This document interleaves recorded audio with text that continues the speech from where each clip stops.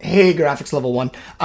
I was planning on being there today, but I am just not feeling great. So I just want to go over a really quick little video lesson with you guys, and then you can ask for feedback from either any of the other teachers in the department, or student aid or whatever.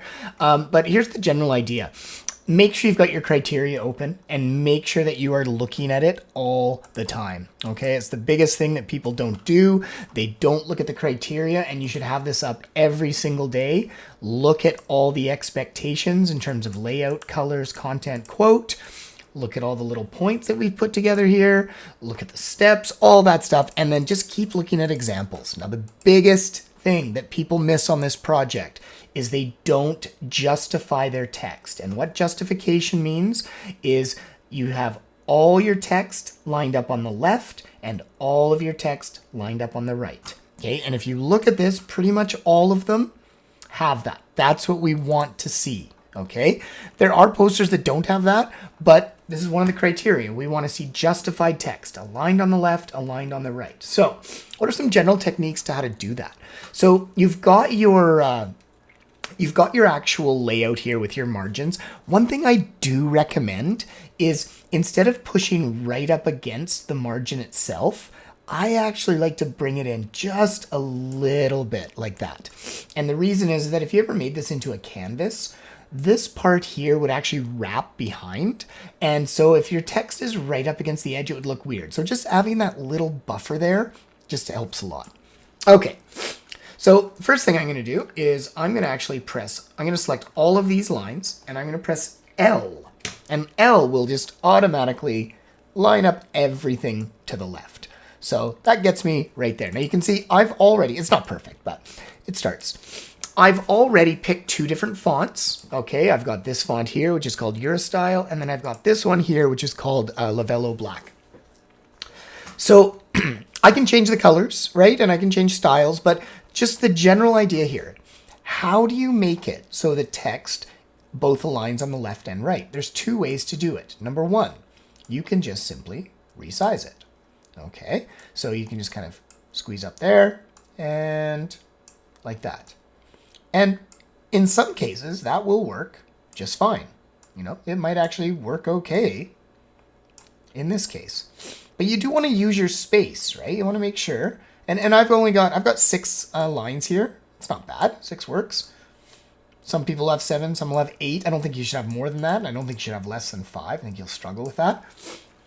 That's not terrible. I'm not loving my font choices right now. I might change it up a little bit. But I just wanted to show you how you actually can make something fit left and right. Now, that's one way to do it. The other way to do it, sometimes you don't want to actually resize your font. For whatever reason, you want it to be kind of small like that. Well, you're never allowed to do this. Okay, that's the worst. As a designer, you never stretch your fonts. But what you can do is you can adjust the kerning, or the space in between the fonts. So what I'm saying is, if you take your shape tool right here, right, the one that we use all the time for when we're doing our vectoring, you can actually use this little, this triple line tool, and that will spread out the lines, or the letters. And I think it has a really nice kind of clean look. So it's kind of a combination of proportionately stretching or enlarging your font. That's important. But also, every once in a while, maybe using that kern tool. Now, the kern tool, I find, if you do it on like multiple words, it all kind of just blends into itself. It doesn't look as good. Kerning, I think, looks best when it's on 1 or maybe 2 words.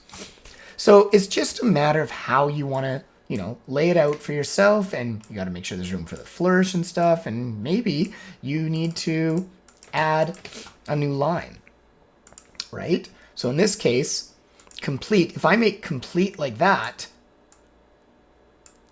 I can't make you that big anymore.